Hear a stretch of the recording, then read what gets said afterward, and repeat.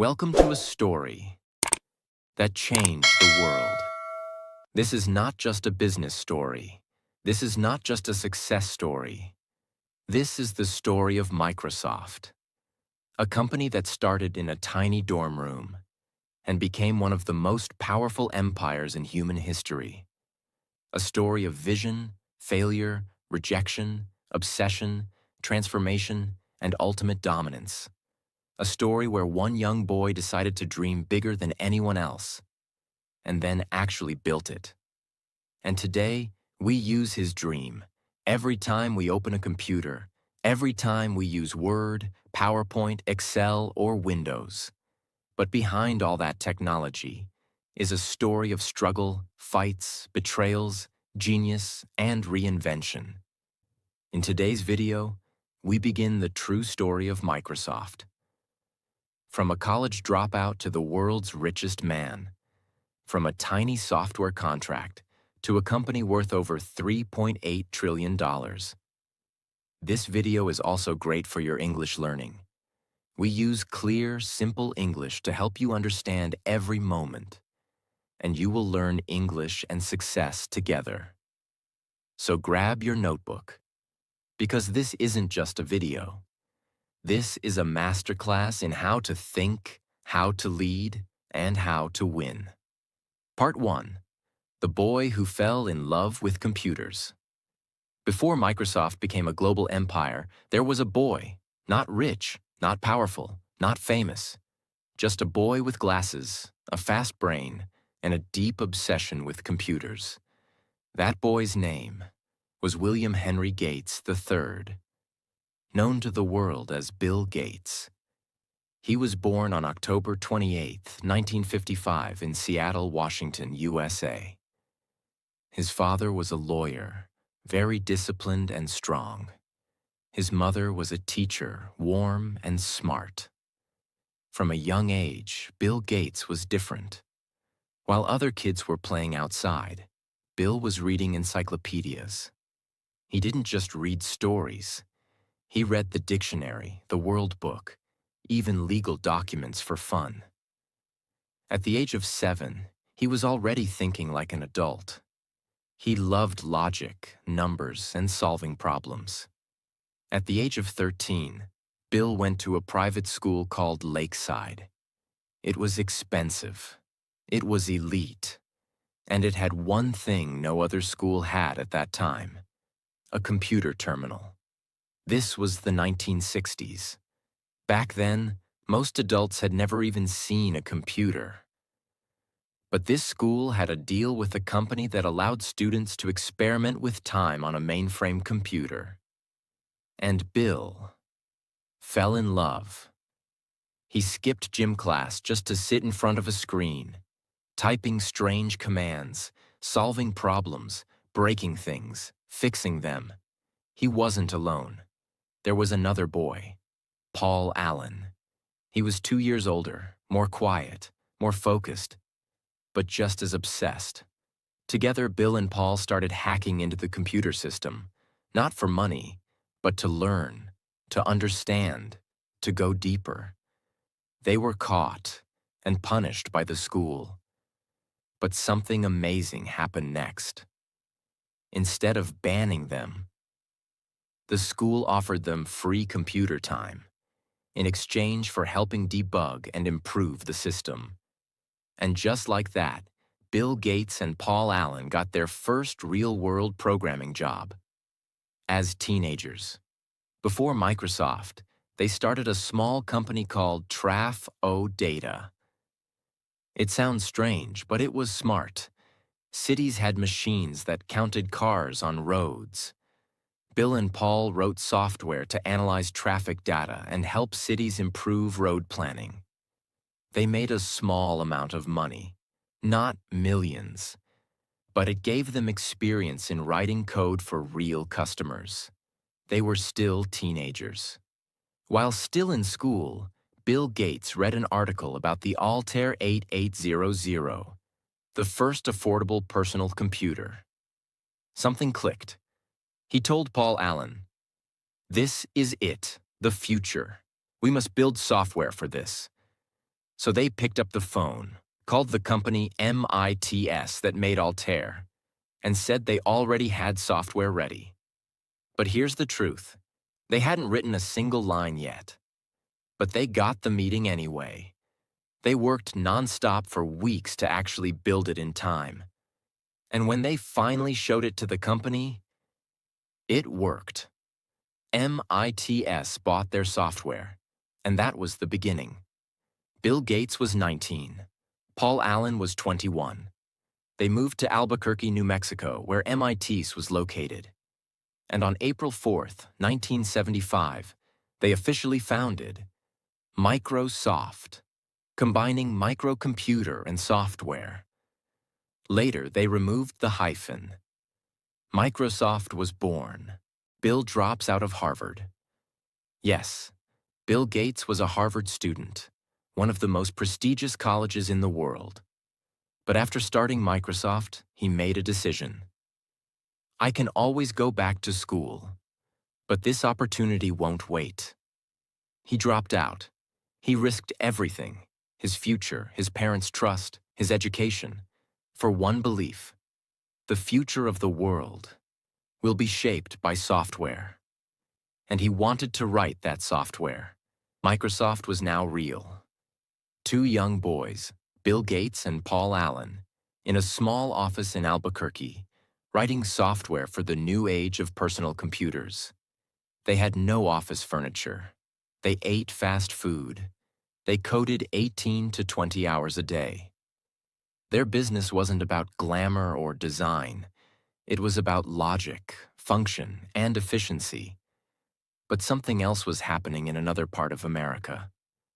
While Microsoft was focused on software, in Silicon Valley, a young man named Steve Jobs had a different dream. Let's build the most beautiful personal computer ever made. He teamed up with another brilliant mind, Steve Wozniak. And in 1976, just 1 year after Microsoft was born, Apple Computer was founded in a garage. While Bill Gates was building software, Steve Jobs was building hardware. In 1979, Steve Jobs invited Bill Gates to come visit Apple's headquarters. Jobs showed Gates something shocking: a secret project called the Apple Lisa, a new computer with a graphical interface. Instead of typing commands, you could now click icons with a mouse. This was revolutionary. Until now, computers looked like black screens with green text. But the Lisa had windows, icons, menus, and clickable folders. Bill Gates was stunned. This was the future. Apple, believing they had the lead, hired Microsoft to build software for the Macintosh, their next big computer. Microsoft made Word, Excel, and other programs for the Mac. But secretly, Bill Gates had a plan. He was working on his own operating system, something that would compete directly with Apple's software, but run on any PC, not just Apple's expensive computers. This system would be called Windows. When Steve Jobs discovered that Microsoft was working on Windows, he was furious. He called Bill Gates and accused him of stealing Apple's ideas. But Bill Gates replied with calm logic. Well, Steve, I think it's more like, we both had this rich neighbor named Xerox, and I broke into his house to steal the TV. But you already stole it. What Gates meant was this: both Apple and Microsoft had borrowed ideas from Xerox, a company that first invented the graphical interface, but failed to see its potential. Jobs took it. Gates took it too. But Gates was more strategic. Instead of building expensive hardware like Apple, Microsoft would build Windows software and sell it to every computer manufacturer in the world. That one move would change everything. In 1985, Microsoft officially launched Windows 1.0. It wasn't perfect. It was slow. It was buggy. But it had something Apple didn't: Open access. Any computer maker, IBM, Dell, Compaq, HP, could install Windows on their machines. And just like that, Microsoft became the default software for millions of new PCs. Windows kept improving. Windows 2.0 came in 1987. Windows 3.0 in 1990. Windows 95. A massive breakthrough came in 1995. That release changed the world. Microsoft launched Windows 95 like it was a rock concert. They paid $3 million to use the Rolling Stones song "Start Me Up" in the commercial. People lined up at midnight to buy it. It sold 7 million copies in 5 weeks. By 1998, over 90% of computers in the world were running Microsoft Windows. Apple couldn't compete with that scale. Microsoft became not just a company, it became a standard. As Windows took over the world, Microsoft became a money machine. Here's how fast it happened. In 1986, Microsoft went public. Opening share price, $21.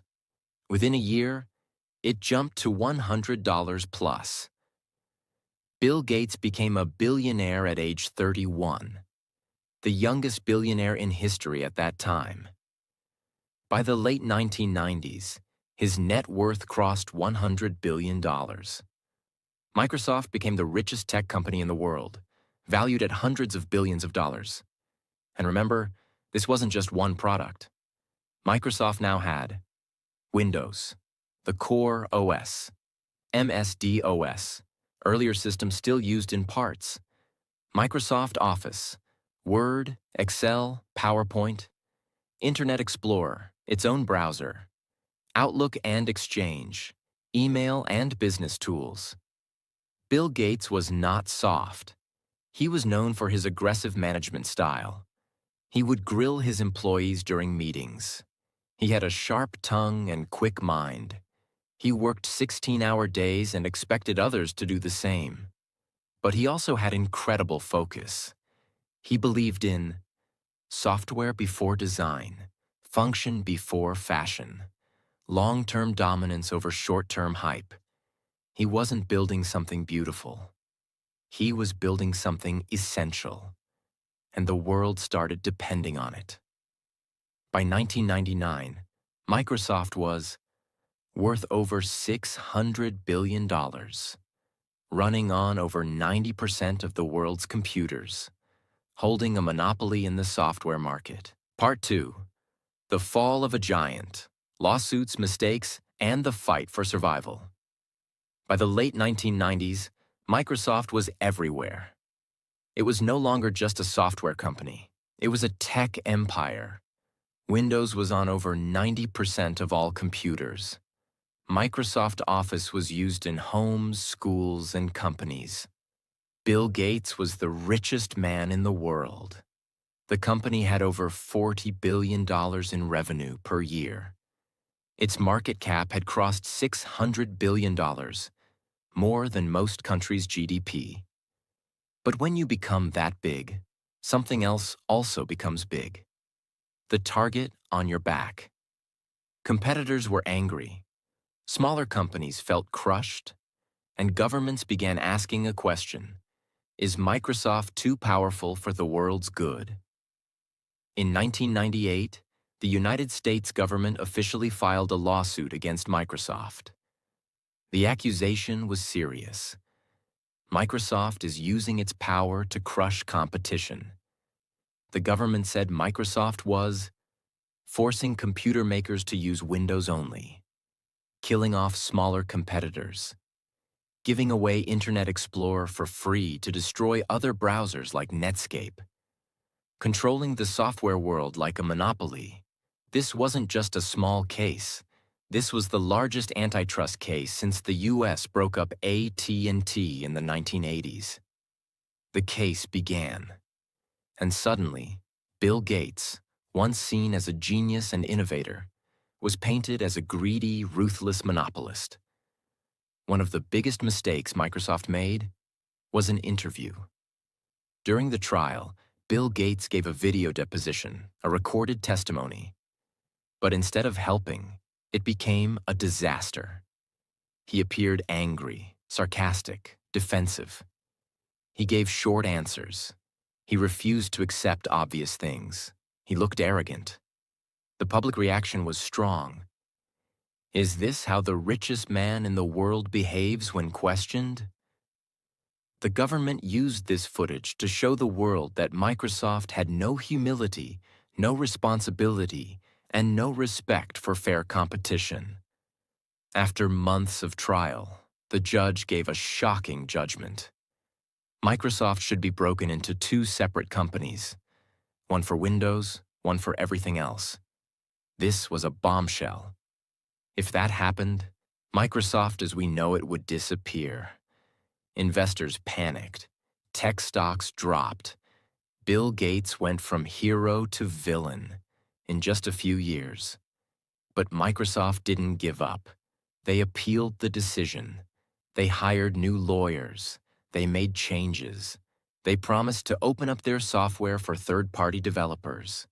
And in the year 2001, after years of fighting, the final decision came. Microsoft will not be broken up, but it must follow strict rules to avoid abusing its power.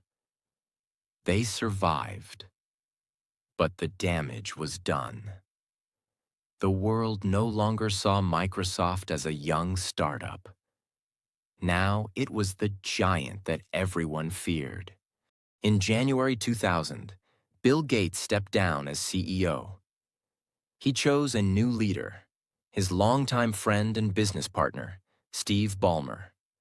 Ballmer was loud, energetic, passionate, but not a technical genius like Gates. He had a business mind. He focused on enterprise growth, sales, and product expansion. Under Ballmer, Microsoft grew even bigger, but it also started making strange decisions. Let's break them down. The mistakes Microsoft made in the 2000s. The mobile disaster. In 2007, Apple released the iPhone. It was not just a phone. It was a pocket computer. Microsoft had a mobile system called Windows Mobile, but it was clunky and hard to use. They had the technology, they had the money, but they missed the smartphone revolution. Later, Microsoft tried to recover with Windows Phone, but it was too late. Apple and Android had already won. They also bought Nokia for over $7 billion, trying to enter the phone market. But it failed. The Nokia brand collapsed. Microsoft had to write off the investment. A multi-billion-dollar loss. The Bing struggle. Microsoft wanted to challenge Google in search, so they launched Bing. They spent billions of dollars on marketing and tech. But even after years, Bing remained small. Google held over 90% of the market. Bing was mocked. It became the browser you used to download Chrome. Windows Vista and Windows 8, the product flops. Windows XP, 2001, was loved. Then came Windows Vista, 2007, heavy, buggy, slow. Users hated it. It damaged Microsoft's image. Then came Windows 8, 2012, a confusing design with no start menu. The familiar experience was gone. Again, users were angry. Businesses refused to upgrade. People called it a disaster. While Apple was creating magic with iPhones, iPads, and MacBooks. While Google was inventing Gmail, YouTube, Android, and Maps, Microsoft became known for slow software, ugly phones, complicated updates, weak innovation. People said, Microsoft is big, but it's not exciting anymore. The world had changed. Apple had the cool factor. Google had the future. Amazon was building its cloud empire. Facebook was buying the next generation. Startups were rising everywhere. And Microsoft? It was still selling Word and Windows. But the fire was gone. That's when a man quietly stepped into the CEO's chair. He wasn't loud. He didn't wear black turtlenecks. He wasn't a billionaire genius. He was an engineer, a thinker, a man of calm energy. His name was Satya Nadella. Who is Satya Nadella? Born in Hyderabad, India in 1967. Studied electrical engineering in India. Moved to the US for higher studies. Got a master's in computer science. Later earned an MBA while working. Joined Microsoft in 1992. For over 20 years, he worked inside Microsoft, in silence. He led teams, built products, focused on cloud computing. He wasn't chasing the spotlight. He was chasing improvement. And when he became CEO in 2014, few outside the company even knew his name. But what he did next changed everything. Satya Nadella didn't start by launching a product. He didn't start with profits or spreadsheets. He started with people. At that time, Microsoft had become slow, political, divided, full of ego and internal competition. Teams didn't work together. Leaders were afraid to take risks. Satya knew, before changing the product, he had to change the mindset. So he introduced a new philosophy. Don't be a know-it-all. Be a learn-it-all. He pushed the company to listen, learn, collaborate, and adapt. He told engineers, don't protect your product. Fix it. He told leaders, don't talk about yourself. Talk about what problem you're solving. He encouraged humility, empathy, and innovation. This shift, though invisible, was the real beginning of Microsoft's comeback. Satya Nadella had a clear vision. The future of computing is in the cloud. So instead of putting all energy into Windows or Office disks or phone hardware, he focused on something bigger: Azure, Microsoft's cloud platform. At the time, Amazon Web Services, AWS, was the leader in cloud. Microsoft was far behind. But Satya didn't care about competition. He cared about execution. He invested billions of dollars into building data centers around the world. He told businesses, let us run your software, your storage, your computing from our cloud. And slowly, companies listened. Azure grew fast. From a small division, it became a core engine of Microsoft's growth. Today, Azure generates tens of billions of dollars every year and is now neck and neck with AWS in global market share. It became one of the most profitable, scalable, and future-proof businesses in the tech world. Under old Microsoft, anything outside Windows or Office was a threat. Linux, enemy; Android, competition; iOS, ignored; open source, rejected. But Nadella saw things differently. He said, we're not here to fight the past. We're here to serve the future. So he made bold decisions. Microsoft joined the Linux Foundation, released software for Android and iOS, made Office available on Mac, iPad, iPhone, and Android phones, supported open source projects on GitHub. It was shocking, but it worked. Developers who once hated Microsoft began to trust it again. Instead of selling Office on CDs, Microsoft made it a cloud subscription, Office 365. For a small monthly fee, users got Word, Excel, PowerPoint, 1 terabyte of cloud storage, email, Outlook, Teams for video meetings. This model was genius. It gave users constant updates. It gave Microsoft monthly recurring revenue. And it created a sticky ecosystem that people stayed in. While Sony's PlayStation dominated the console market, Xbox had always been second. But under Satya Nadella, Microsoft started thinking long-term. Instead of just selling consoles, they focused on Game Pass, a subscription service for gamers. For $10 to $15 per month, users could play hundreds of games across Xbox, PC, and cloud. This made Microsoft different. They weren't selling boxes. They were selling freedom to play. By 2024, Xbox Game Pass had over 25 million subscribers, and Microsoft's gaming division was generating over $16 billion per year. During the pandemic, remote work became the new normal. Video calls, online meetings, team collaboration. Microsoft launched Teams, an all-in-one workspace for chat, video, files, and meetings. Within just 2 years, Teams grew from 20 million to over 280 million users. It became essential, not just for companies, but for schools, hospitals, and governments. Satya Nadella made bold billion-dollar investments that shocked the tech world. 1. LinkedIn, 2016, for $26.2 billion. Everyone asked, why? But it worked. LinkedIn's user base exploded. Microsoft integrated it into Office, Outlook, and AI tools. Today, it makes over $15 billion per year. 2. GitHub, 2018, for $7.5 billion. A platform for developers. This was a trust play. Microsoft told coders, "We support your work." GitHub kept growing, and so did Microsoft's image among developers. 3.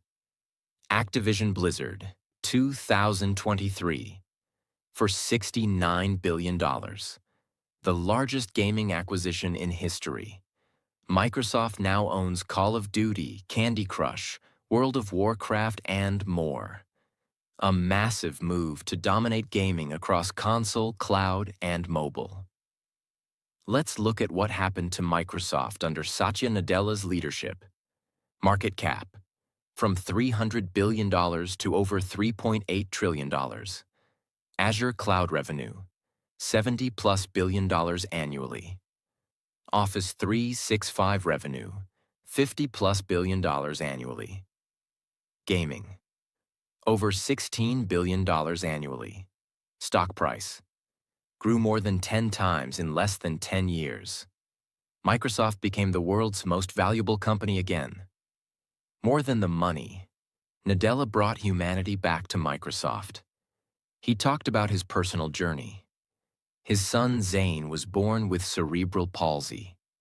He spoke openly about empathy, pain, and seeing the world through others' eyes. He built a company that wasn't just about code, but about people. Part 3. The future in their hands.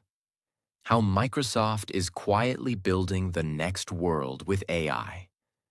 By the time the world noticed the AI revolution, Microsoft was already ahead of it. Other companies were still talking about what artificial intelligence could do. But Microsoft? They were already doing it. Building, investing, and integrating AI into everything they touched. This wasn't a small shift. This was the beginning of a new era. And Microsoft had prepared for it long before anyone else understood how big it would be. What is AI? And why it matters for Microsoft? AI, or artificial intelligence, is no longer just about robots or science fiction movies. Today's AI means writing human-like text, understanding spoken language, analyzing billions of data points instantly, making decisions, suggestions, and even creating code, helping businesses, students, creators, and doctors in real time. Microsoft saw AI not as a feature, but as a new platform, like Windows was in the 90s, or the Internet was in the 2000s. This time, they wanted to own it from the beginning. Let's go back to 2019. Microsoft made a decision that shocked many people in the tech world, but only later. They partnered with a small but powerful company called OpenAI, the creators of ChatGPT. Most people didn't even know what ChatGPT was at the time. But Satya Nadella and his team understood one thing. Whoever controls the most powerful language models will shape the future of how humans and machines interact. So Microsoft invested quietly. First $1 billion in 2019. Then, over time, more than $10 billion by 2023. They didn't just give money. They offered cloud power through Azure. So OpenAI could train its giant models like GPT-3 and GPT-4. In return, Microsoft got exclusive access to embed these models into its own tools. And that's when everything began to change.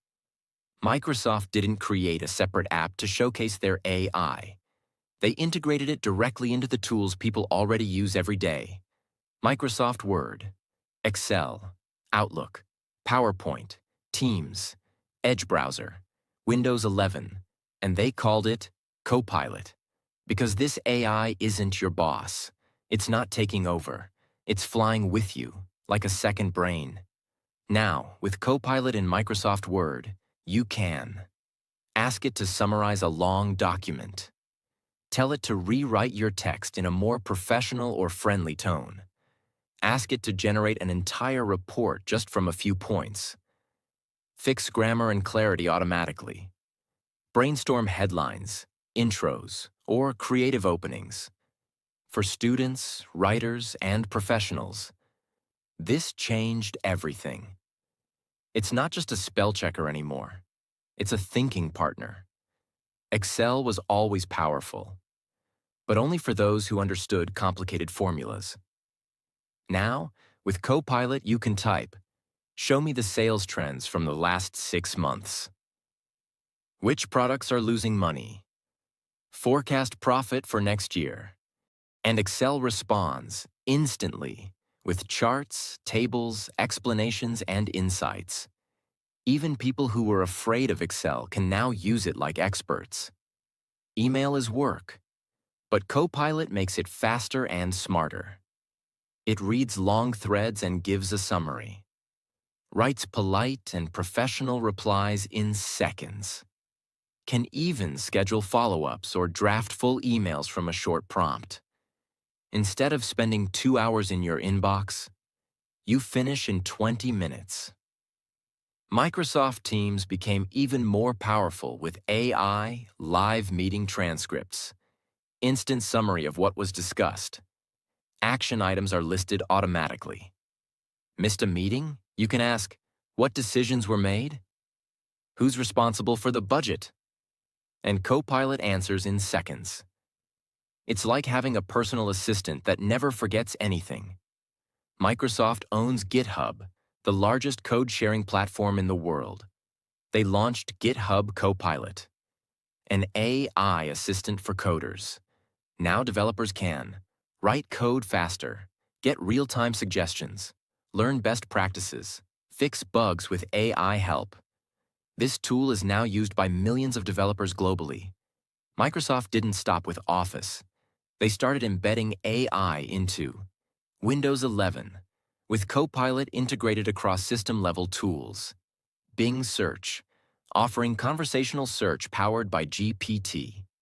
Edge browser, summarizing websites, generating content.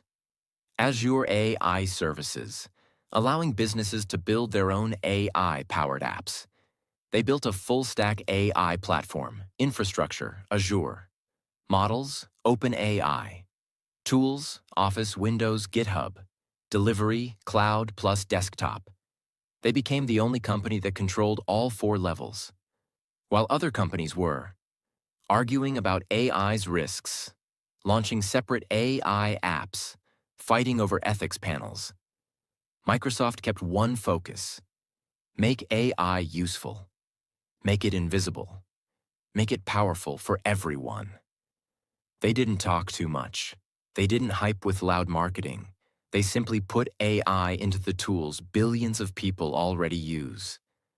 This quiet power is exactly what makes them dangerous to competitors and essential to the future.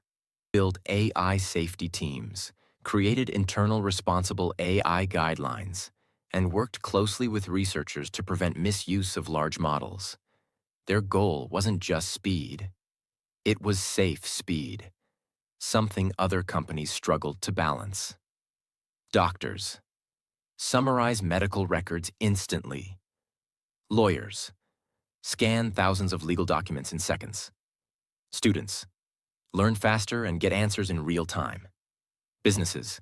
Reduce cost and increase productivity. Teachers.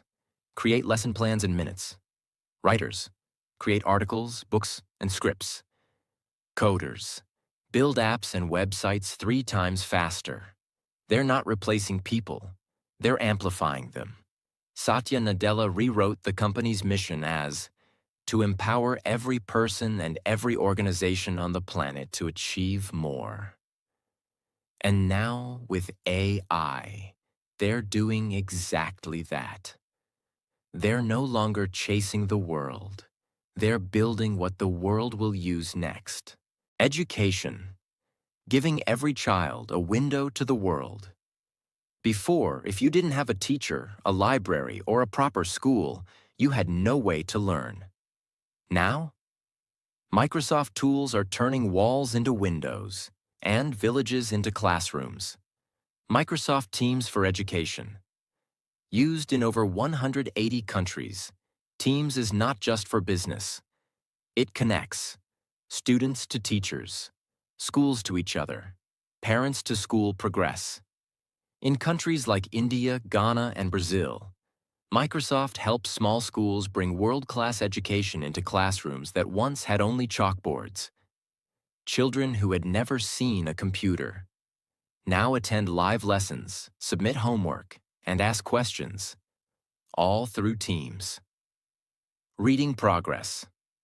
Microsoft launched Reading Progress inside Teams, a tool where students can read out loud and AI tracks their speed, accuracy, and pronunciation. It helps teachers support students one by one, even in overcrowded classrooms. And the best part? It works even with weak internet, designed for developing countries. This is AI for education at a level that matters. Immersive Reader. A tool inside Word and Teams. It helps dyslexic children, non-native English learners, visually impaired students. It reads text aloud. It highlights words as it reads. It breaks complex language into understandable chunks. Now, a student in rural Kenya learning English for the first time can read confidently without needing a private tutor. Healthcare, saving lives with digital tools. Microsoft is not a hospital, but hospitals around the world run on Microsoft. Let's look at how. AI-assisted radiology. In India, Microsoft worked with local health organizations to build an AI model that detects diseases from X-rays, especially tuberculosis. Many rural areas don't have enough doctors. Now a single chest scan can be uploaded, and AI gives a report within minutes. Doctors use this to detect illness early, saving thousands of lives. Cloud-based hospitals. In the Philippines, small hospitals use Microsoft Azure to manage patient records, medicine supply, staff schedules, health data securely. This cuts down paperwork, increases safety, and makes treatment faster and more reliable. Crisis response. In Ukraine during the war, Microsoft helped protect government data, supported nonprofits, and helped relocate refugee families using digital ID and tracking systems. They didn't just send money. They sent cloud power, security, and infrastructure. Things that let humanitarian work continue, even when cities were collapsing. Agriculture. Helping farmers with AI. In rural Africa, Latin America, and South Asia, farming is still unpredictable. Microsoft created AI sowing app with local governments in India, a tool that gives daily crop advice to farmers based on weather, soil quality, seed type, climate history. A farmer who once guessed the best time to plant seeds now gets a text message with exact instructions and improves his yield by 30 to 50%. Before, only huge companies could afford powerful software. Now with Microsoft's low-cost tools, Even the smallest shop can. Create invoices with Excel. Market their products with PowerPoint or Clipchamp. Host virtual client meetings with Teams. Track sales with Power BI. Accept payments and manage schedules with Bookings. Store and protect data with OneDrive. In Vietnam, a woman who sells handmade bags online uses Word to write product stories, Excel to track costs, PowerPoint to make her catalog, and Teams to talk to buyers in France and Japan. This is not a tech revolution. It's a human revolution, powered by Microsoft. Every day, Microsoft blocks billions of cyber attacks. Their security tools are used by governments, hospitals, banks, airports, even small personal websites. They don't just react to attacks. They predict them. Using AI, Microsoft can detect phishing emails, fake websites, data breaches, malicious code. They even helped vaccine companies protect their research during the pandemic, shielding it from cyber spies.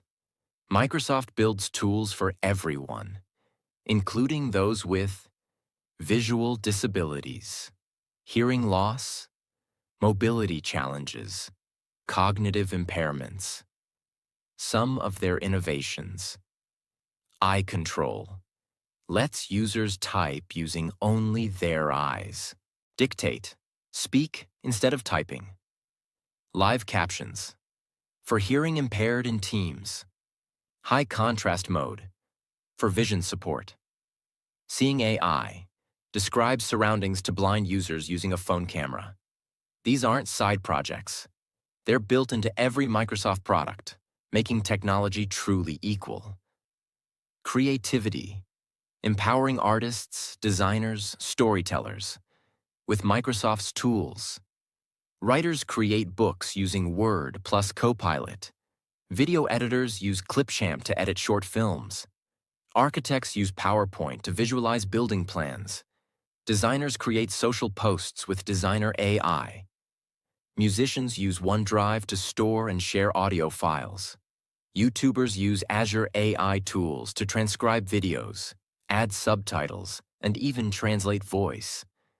One storyteller in Nigeria used PowerPoint and AI voice tools to create an animated children's book, now downloaded over 200,000 times. That's what empowerment looks like. FedEx uses Azure to track every package and optimize delivery. Emirates Airlines uses Microsoft for crew scheduling and maintenance. The United Nations runs disaster relief dashboards with Power BI. NASA uses Microsoft Cloud tools for space research. Governments use Teams to run remote parliaments and councils. This isn't a software company anymore. Microsoft is the backbone of modern civilization. Everything we've covered so far, from software to cloud, from Word to AI, from the dorm room to the edge of space, has one thing in common. Microsoft made it simple, powerful, and available to all. They don't always make headlines. They're not always flashy. But in the background, they're building the world. Part 4. The Final Ascent, the Numbers, the Lessons, and the Legacy of Microsoft. Microsoft today is not just surviving. It is dominating. Not through noise, not through drama, but through intelligence, consistency, empathy, and vision. Let's look at the numbers first, then the legacy, then the lessons. Microsoft. By the numbers, 2025. These are real-time facts about Microsoft's current size, power, and scale.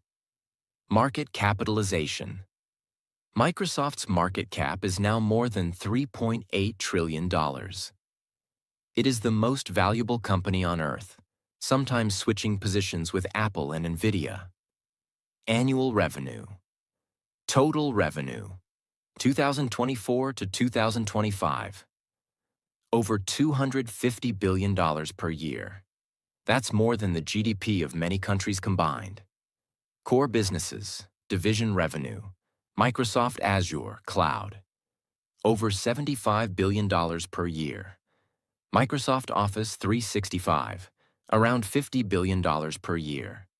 LinkedIn, over $15 billion per year. Windows, over $20 billion per year. Xbox plus Gaming plus Game Pass, over $18 billion per year.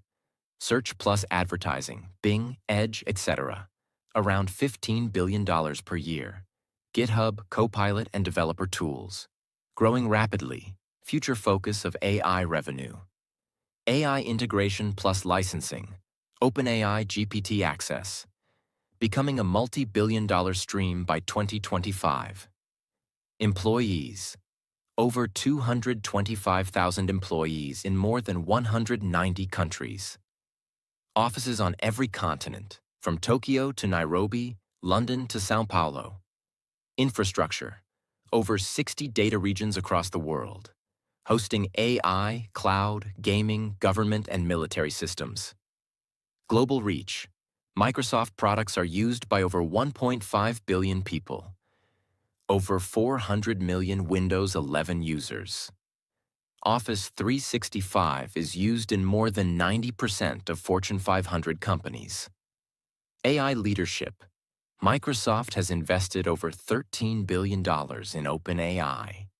Integrated GPT-4, Copilot, and AI APIs into its full ecosystem, leading the enterprise AI market globally. Now let's talk about something even bigger than numbers. This is not a story about software anymore. This is a story about human potential. Microsoft didn't just sell tools, it helped build dreams. From students in Africa writing essays with Word, to researchers in Europe running simulations on Azure, to doctors in India scanning X-rays with AI, to grandmothers in America using Skype to call their grandchildren, to developers in Indonesia building apps on GitHub. Microsoft gave people power, and it did it quietly, without showing off, without chasing attention. Just like a good operating system, it worked in the background and let others shine in the front. Let's remember where it all started. A 13-year-old boy in Seattle, reading books, skipping gym class to use the school computer. That boy's name was Bill Gates. He teamed up with his friend, Paul Allen, and together they created a language for a machine no one believed in. From that tiny contract, to building Microsoft in a small office with no furniture, to creating Windows, Office, and Word, they didn't just write code, they rewrote how we live. But the journey wasn't perfect. Microsoft was sued. Microsoft was hated. Microsoft made terrible products. Microsoft almost missed the mobile revolution. Microsoft almost became irrelevant. But then came another quiet man. Not loud, not flashy, not famous. Satya Nadella, an engineer from India who brought back humility, empathy, and bold thinking. He didn't rebuild Microsoft's image with marketing.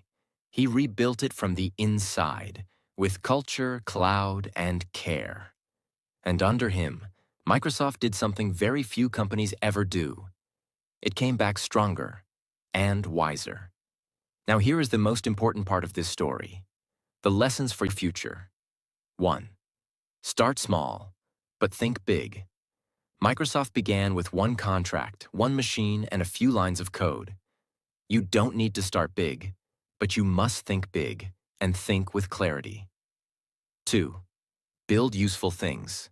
Microsoft didn't chase trends. It built what people actually needed. Word to write, Excel to calculate, Windows to connect, Teams to communicate, Azure to grow. Ask yourself, what does the world need that I can build? 3. Be ruthless with vision, but kind with people. Microsoft was often aggressive with competition. But Satya Nadella brought compassion, humility, and teamwork. He proved that you don't have to be rude to be successful. You can be strong and still kind. 4. Fail, learn, repeat. Microsoft made huge mistakes. Zune, Vista, Windows 8, Nokia, Internet Explorer, Bing, early years. But they kept learning, kept listening, kept rebuilding. You are not defined by your mistakes. You're defined by your response to them. 5. Evolve or die. Microsoft could have died when the world moved to smartphones, cloud, AI, remote work, cross-platform tools. But it evolved, and now it leads. Comfort is the enemy of greatness. 6. Let others win with you. Microsoft is powerful today, not because it wins alone, but because it builds platforms where others can win too. Developers on GitHub, startups on Azure, students using Copilot, teachers using Teams, gamers using Game Pass. Don't build a throne, build a stadium. Let others rise because of your work. Microsoft is not just a company, it's a reminder that the biggest companies in the world are often built in quiet rooms by normal people who just refuse to give up. So if you're watching this video and you have a dream, an idea, or even just a feeling that you're meant to do something more, don't ignore it. Build it. Start with what you have. Work with what you know. And believe, even when no one else does. Microsoft's story doesn't end here, because it's still writing it. With every line of code, every AI model, every lesson, every teacher, and every dreamer it empowers. But your story? That's just beginning. Thank you for watching the full story of Microsoft, from a dorm room to a $3.8 trillion empire.